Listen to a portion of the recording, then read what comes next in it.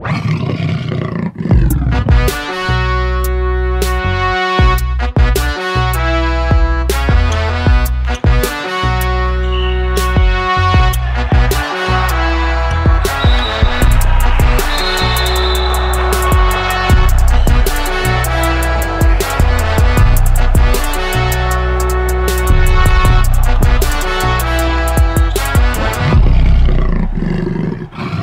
everybody, this is Carlos Rodriguez, sports editor for the Bell Ringers newspaper, with another edition of the Sports Squad from Augusta University's Department of Communication and Bell Ringer Phoenix Media.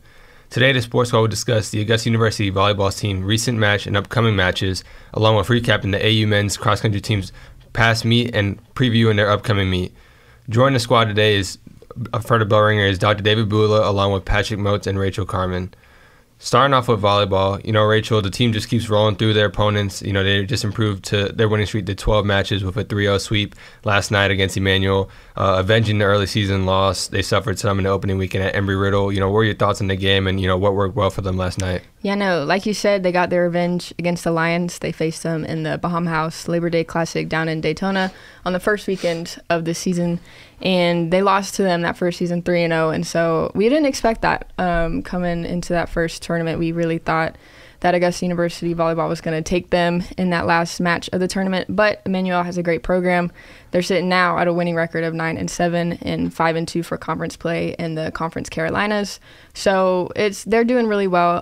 But AU is just killing it this season. They are sweeping every team that they're going up against so far. They played hard against the Lions, and they won. It was 3-0. The set points were 25-15, 25-18, 25-19. So it was a close game near the end. The first set, they really didn't let them have much room to score any points or anything. I think the Jags, these games were very strong with their defense because Emmanuel plays hard. But AU really had to play up their defense for this game, and they certainly did. We had Janvier Buggs with 13 digs. You got libero Dariana Luna with 14, and then All-American Jasmine Wheeler, who we had on last week's episode. Make sure you check that out. Matched Janvier with 13 digs. And, of course, worth mentioning, you got Jada Sugutsuraga with 5 blocks. So they were very strong defensively, not letting Emmanuel get any room there, but they're also consistently strong offensively. So Janvier Buggs, again, she'll keep coming up and up. She's a fantastic player from Austin P. She had 26 assists, and then Jasmine Wheeler 11 kills, and Sophia Krutchko close behind with 9 kills. But like I said, Janvier Buggs is really showing her strength and her athleticism over these past few matches.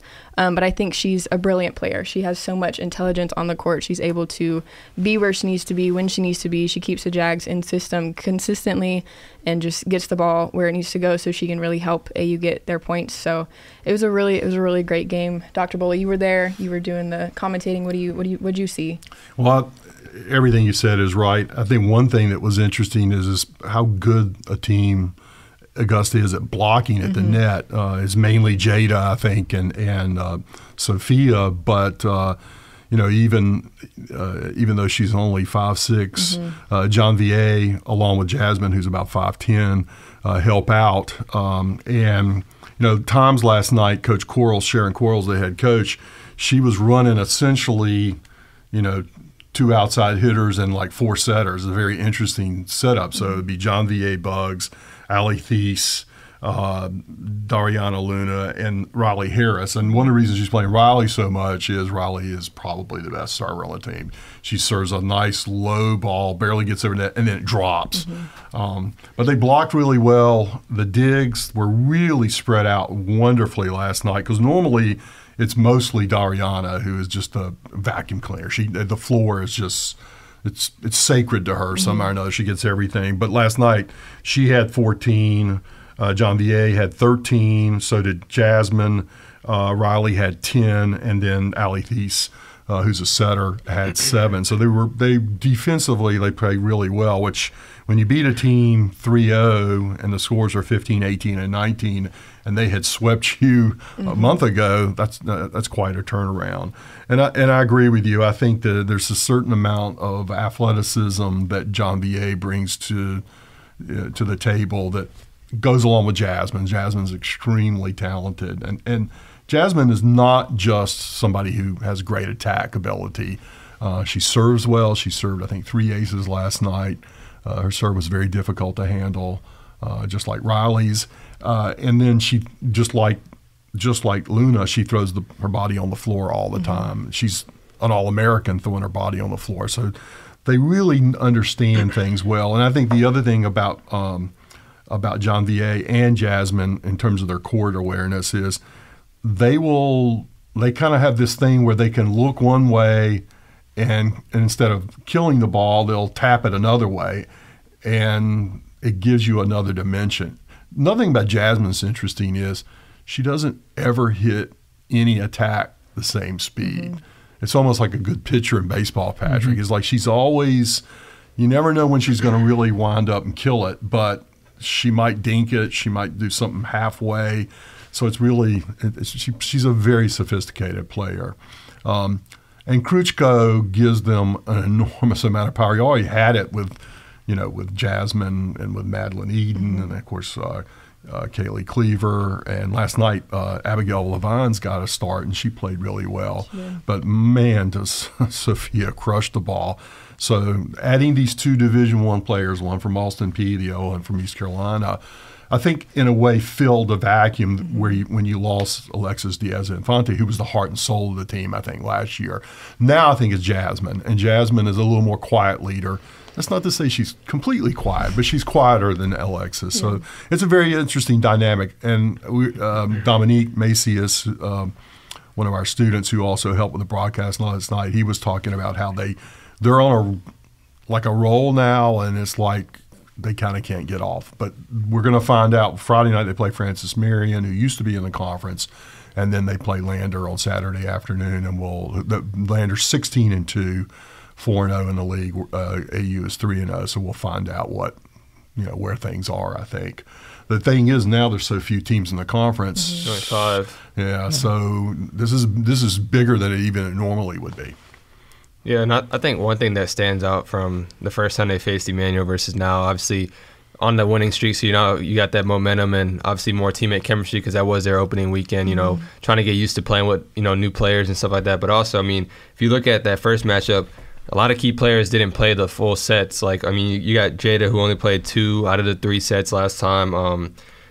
Allie played only 1. Madeline Eden didn't even play any sets that time. She played all 3 last night. Riley Harris only played 2. So I feel like earlier in the season they weren't as healthy. So now they're getting more to getting back on track to being healthy, which I think is scary for this team. Obviously, we've seen with 12 straight wins. So I just think that momentum going and having a healthy team is really helping them out right now. No, I'll have to play Lander again at Lander, but I would suggest that based on what happened Saturday, fans of this team can start thinking this might be a good enough team to go back to the Elite Eight as they did a couple of years ago. And unfortunately had to play Tampa, which is a dynasty in Division II in the first round, but they probably played Tampa better than anybody in that Elite Eight. So, and it was on Tampa's home floor to boot. So, but anyway, this is a pretty good team. And I know Coach Quarles felt, even in that intra-squad game back in August, she felt like she'd done a pretty good job of recruiting. Sure. And if the team developed the kind of chemistry Carlos is talking about, really good things could happen. So I would really encourage the community to go out and watch this team. I truly believe that Jasmine is kind of a once-in-a-lifetime, once at least in a few decades kind of player. But it's not just her. It's a really wonderful team to watch play, and I almost felt sorry for Emmanuel last night. They played pretty well, and yet it was 15, 18, and 19. I do want to mention a couple of those players. Emily Hansen, who's one of their outside hitters, had 12 kills. She played really well. She hit at a 364 clip, which is really good.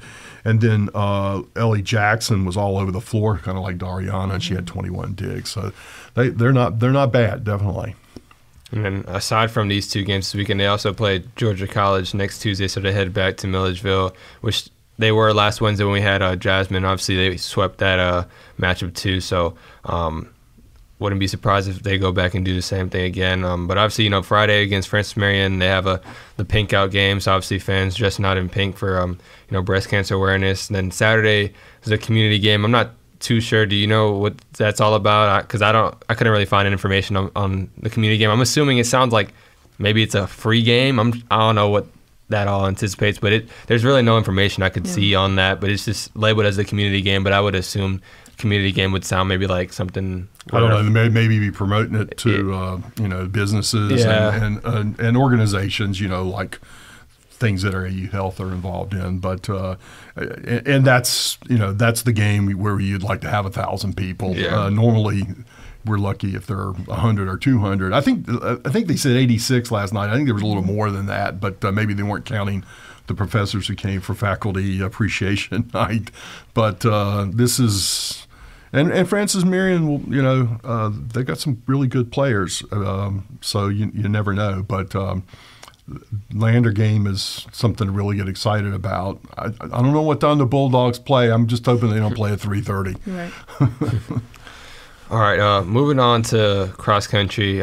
Patrick, both us and the women's teams will be racing at Huntsville again this weekend. How are you feeling for this race, and what are you expecting for the team to get out this race?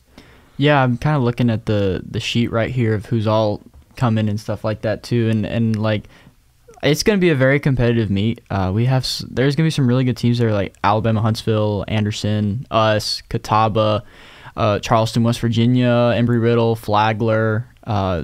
There's going to be and Mississippi College too. They're really good also. Yeah. So it's going to be a really competitive meet. Like looking at it, like I'm excited. It's also got me nervous too because this is going to be a really competitive meet.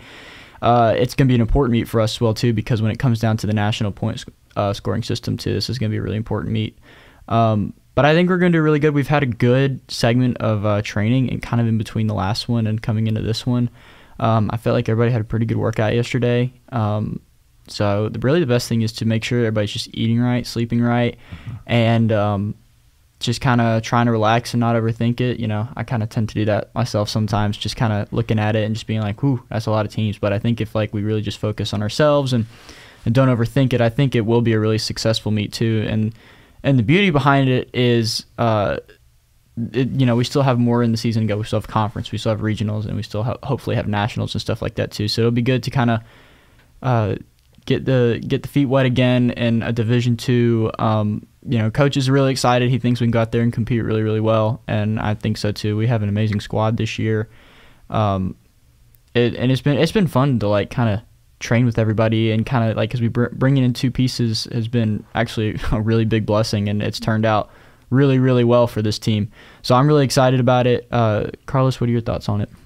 No, I'm excited too. I think it'll kind of be a little test for some region competition and conference competition. Obviously, with Flagler usually being the one team behind us and stuff like that, so it'll kind of give us an idea of where they're at in this point of the season and how we compare to them.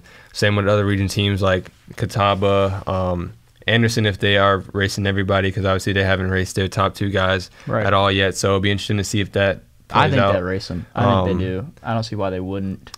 So yeah, I mean it'll be cool to see if they race, to see how we compare to them, because obviously they're another ranked team, and they're right behind, or they were right behind us in the region rankings, and they dropped to 5th, just because they haven't raced those guys. But so I'm interested to see how that plays out. But I mean, I'm kind of disappointed how many teams dropped out of the race though. I mean, it was supposed to be even more competitive.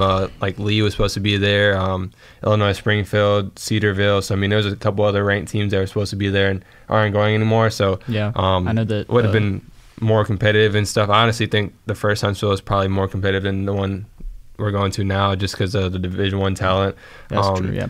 But I really feel like if we're gonna do how we know we can do and perform how we can perform, I think we could honestly go ahead and win the meet. And I think, like I said, if we have the best day we can possibly have, I think we can't settle for no less than that win, because I really think that we have the team to do that, especially in the field that we're competing against. I feel like we have that team to win the whole meet. Oh yeah, I mean, I definitely think we can go out there and definitely make a run for it. I mean, I think there's like 5 or 6 teams that can go out there and win it, to be honest.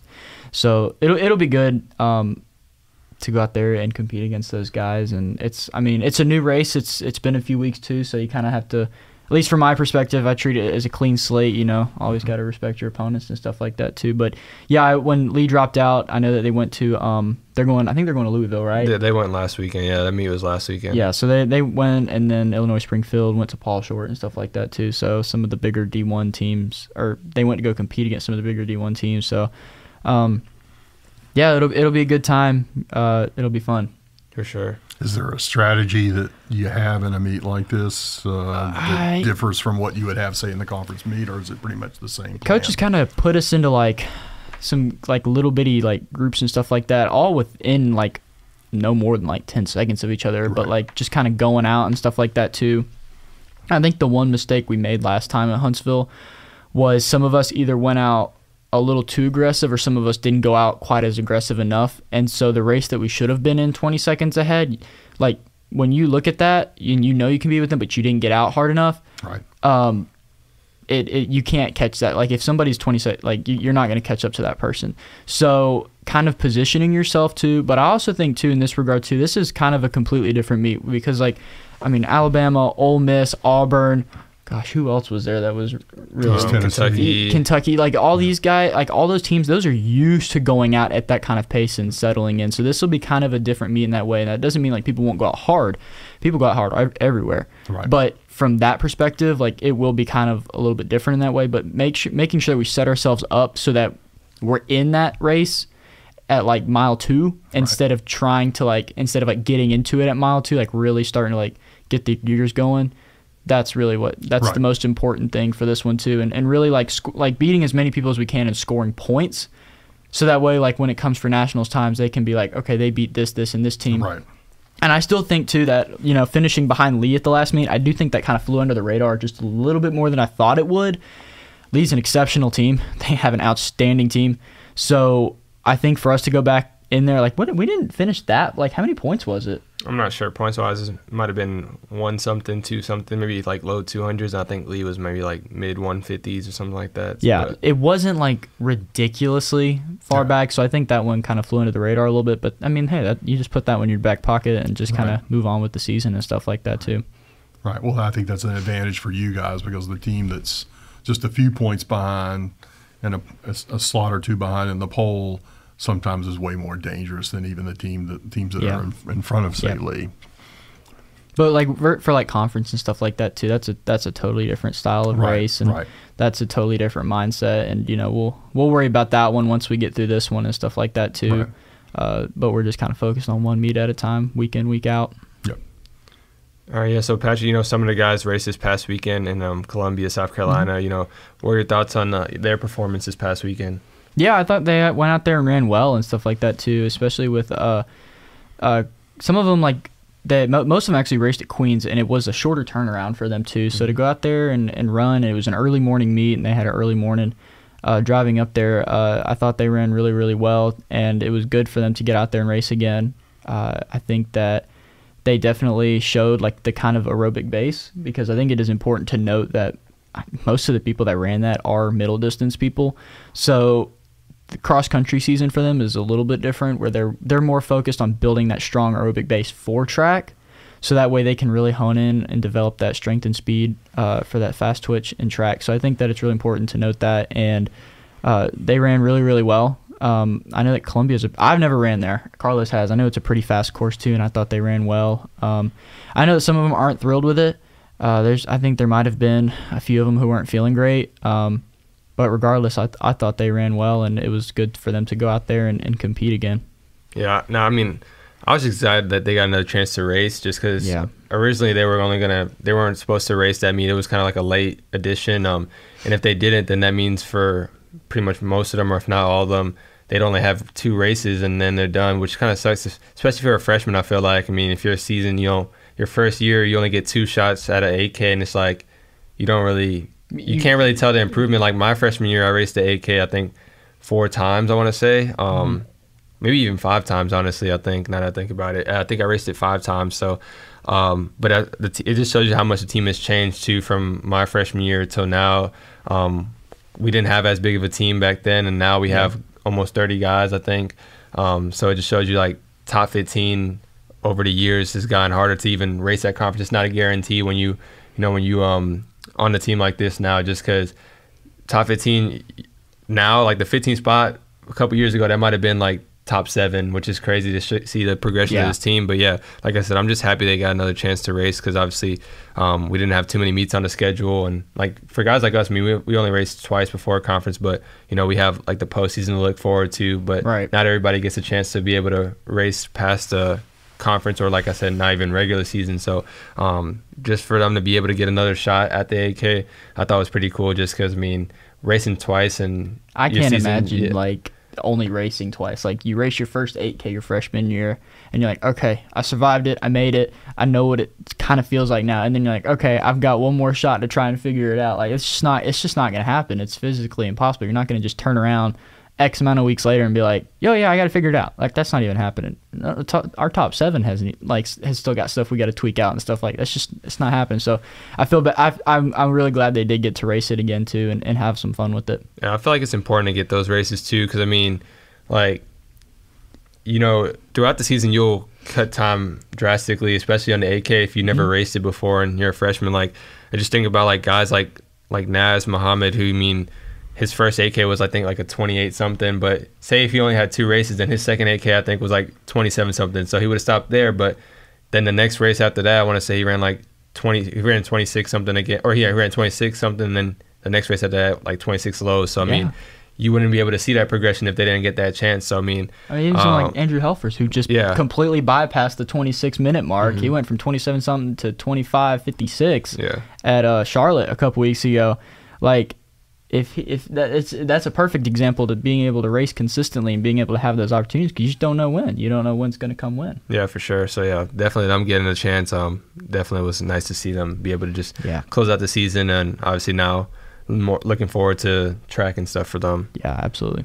All right, before we wrap up, this is a little bit of a shorter show, but I'm kind of go around, and if anybody wanted to share something from this past week or since the podcast that's happened in the sports world, if you want, I don't know if you wanted to say something a little bit about the Georgia-Auburn game or anything like that, or the Braves upcoming series, if whenever they find out who they play. But I'll give my spiel on the Bulldogs, because I think there's a lot of stuff going around about them right now.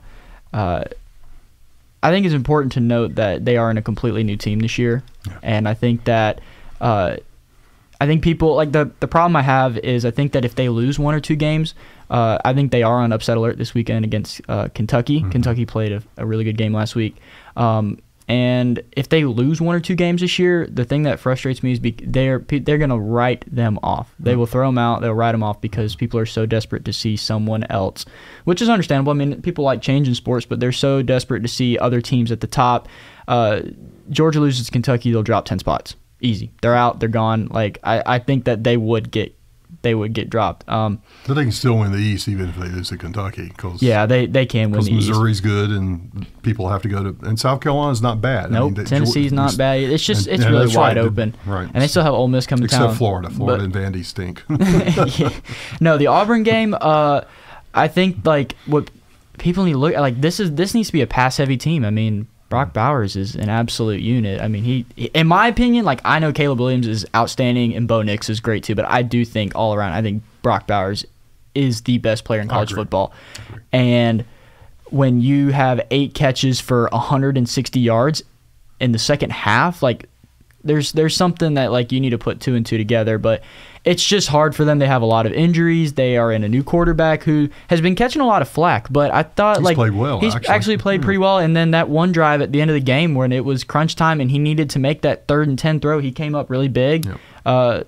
I think that he's been playing pretty well. I think if you want to point fingers and stuff like that, I think most people are pointing fingers at Mike Bobo right now because it is a completely different offense.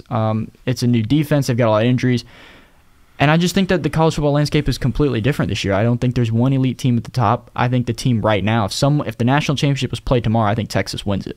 They've played probably arguably the best football. Played a tough schedule. They've played a tough schedule too, and it's just people hold Georgia to a different standard. You win back-to-back national championships in the SEC. I mean, Washington only beat Arizona by a touchdown at Arizona, and nobody talked about that. And everybody's been talking about Michael Penix this year. You know.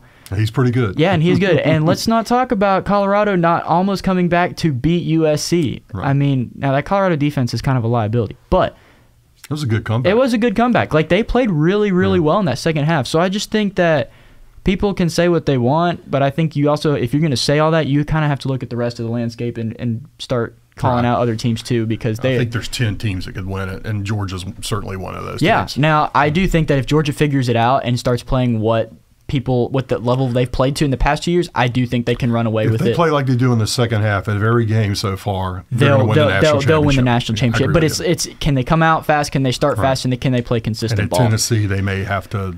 I mean, let's not sleep on Ole Miss. They're gonna come and play hard in Athens. I mean, they beat LSU pretty handily last week. I mean, they only struggled against Alabama, but otherwise they've looked very good. Yeah, so I think it's really wide open this year. All right, I agree. Why don't you go next, Rachel? I don't really have anything to add. I think y'all said it. Well, let me say this. The men's golf team finished 5th last week up in Sapphire Valley, and then they go to Tennessee, Johnson City this weekend for a tournament. So keep an eye on them. That was they finished 5th and they're in Division I, and they were only 10 shots behind. They were in it the whole time, and so keep an eye on them.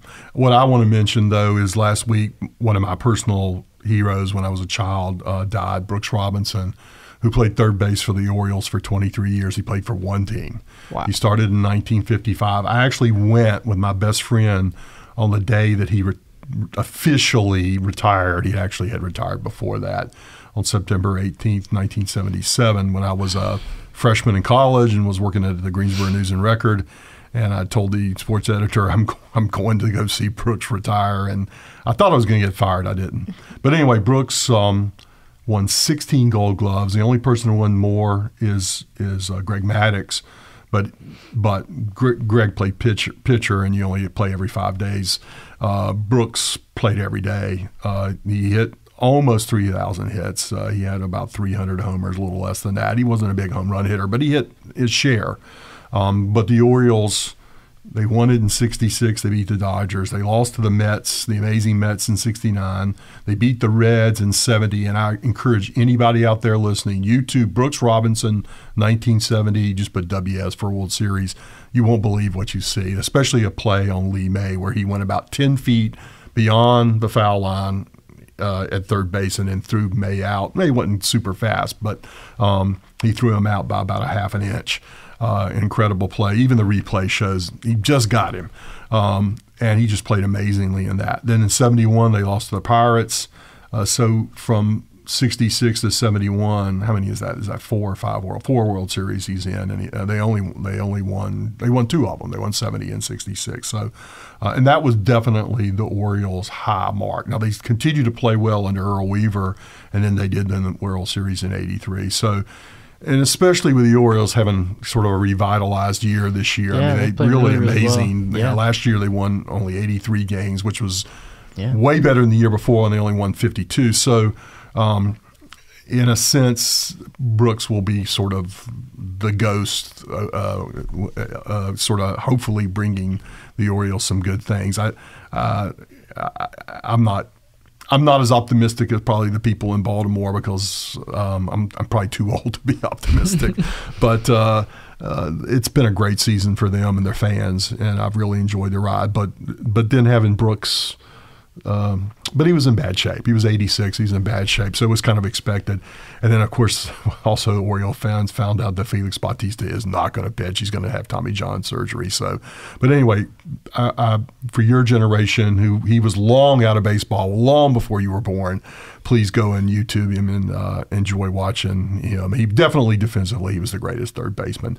Mike Schmidt was probably the greatest overall, and there was another guy at the same time that he played, Greg Nettles at the Yankees, who was an awesome third baseman too.